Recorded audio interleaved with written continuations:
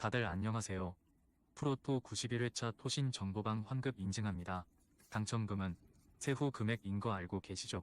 다들 아시겠지만 한 경기 취소되어 당첨금이 반토막 났지만 그래도 당첨 모두 축하드리며 오늘 경기도 분석 시작해보겠습니다. 금일 첫 번째 경기 즈볼러 대 네이메헌 분석 시작해보겠습니다. 즈볼레는 직전 경기에서 지는 최고의 경기를 했다.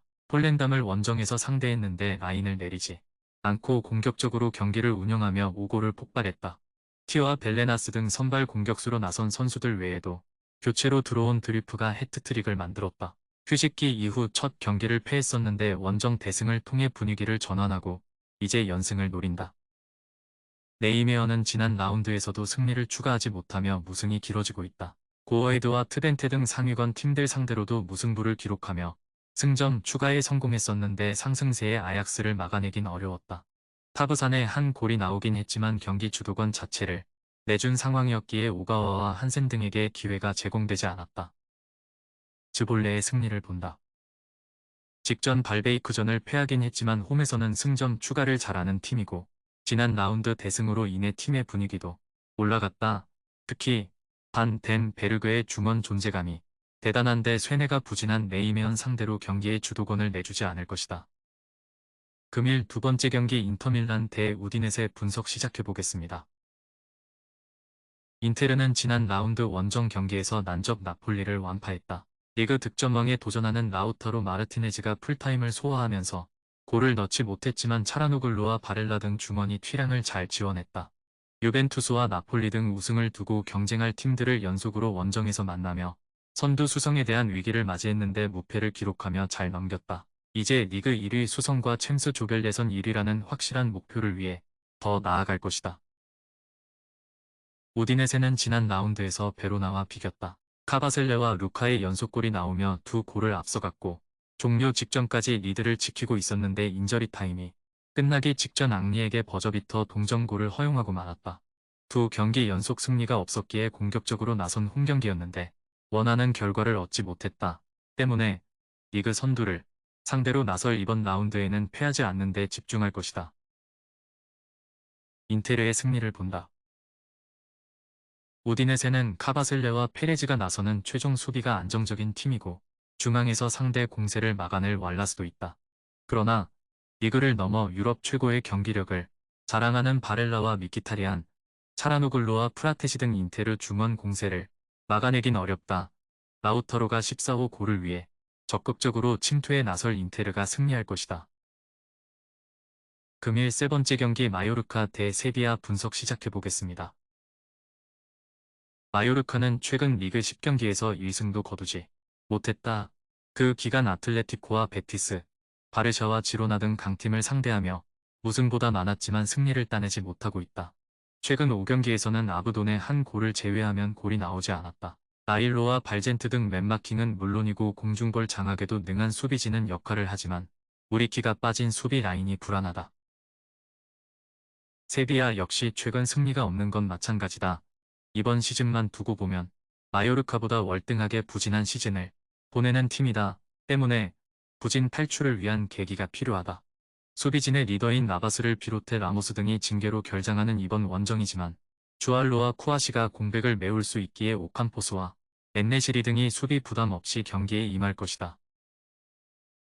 세비야의 승리를 본다. 마요르카는 홈 3연전 중 앞 2경기에서 승점 1점 추가에 그치며 강등권을 벗어나지 못했다. 때문에 부진한 세비야 상대로 승리를 위해 마스카렐과 다르더 등이 공격적으로 라인을 올릴 수 있다. 조던과 라키티치가 중원에서 상대 공세를 막아내며 역습으로 전환할 것이고 네시리가 해결할 세비야가 먼저 무승에서 벗어날 것이다. 금일 네 번째 경기 알크마르 대 알메러시티 분석 시작해보겠습니다. 알크마르는 지난 라운드 위트 원정에서 아쉽게 무승부에 그쳤다. 파블리디스가 2경기 연속골에 성공했고 경기 내내 주도권을 잡았지만 결승골이 터지지 않았다. 그래도 팀이 기다리던 드윗을 비롯해 부상자들이 돌아오며 팀이 원하던 풀핏으로 나설 수 있다. 포크와 미하일로비치 등이 최근 잘해주며 마이론과 오드가르트를 벤치로 밀어낸 점도 인상적이다. 알메러시티는 시즌 출발이 좋았다. 승격팀으로 가장 유력한 강등 후보로 평가된 걸 이겨내며 중위권에 머물렀었다. 그러나 최근 흐름이 좋지 않다. 휴식기 이후 두 경기에서 한 골도 넣지 못하며 완패했는데 평균 사실점했다. 은배소가 최전방 수비로 나서긴 하지만 좋을 때의 경기력과는 차이가 있다. 알크마르의 승리를 본다. 알메러시티가 연패 탈출을 위해 원정에서 텐백으로 경기에 임할 가능성이 높지만 알크마르는 수비 일변도로 나오는 팀을 매 경기 상대하기에 대처가 좋다. 미나스가 부상 중이긴 하지만 클라시에가 중원에서 경기 주도권을 가져갈 수 있고 파블리디스가 해결할 알크마르가 승리할 것이다. 금일 5번째 경기 PSG 대 낭트 분석 시작해보겠습니다. 파리는 직전 원정 경기에서 르아브르를 잡고 선두를 유지했다. 전반 시작과 동시에 파비안 루이스의 부상이 있었고 골키퍼인 돈나룸마가 다이렉트 퇴장을 당하며 경기 내내 끌려갔지만 은바페의 선제골 이후 비티네가 쐐기골로 승부를 갈랐다. 리그를 넘어 전 세계를 대표하는 클럽답게 수적 열세를 극복하는 모습이었다. 이 경기에는 돈나룸마가 빠지는 변수가 있지만 아르나우 테나스가 골문을 지킬 수 있다. 낭트는 니스를 잡고 최근 무승에서 벗어났다. 레스와 랑스 등에 패하는 등 최근 흐름이 좋지 않았는데 이번 시즌 무패로 리그 2위를 달리던 팀을 잡아냈다. 몰렛이 결정적인 골을 터뜨리며 팀의 승점 3점을 안겼다.